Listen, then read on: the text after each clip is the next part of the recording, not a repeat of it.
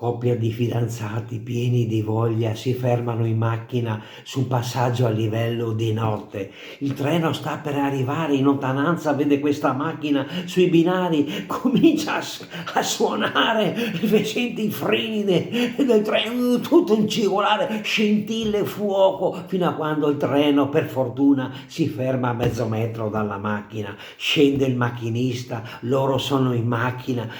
Disgraziati, delinquenti, volevate causare una strage? Ma cosa vi è venuto in mente di fermarvi su un passaggio a livello sui binari a fare sesso? In tribunale vi porto! Davanti il giudice, tutti e due in tribunale. Ragazzi, ma siete giovani, ma cosa vi è saltato in mente di fermarvi a fare sesso su un passaggio a livello sui binari? Potevate morire e causare una strage. Ma cosa vi è preso? Ma cosa vi siete inventati?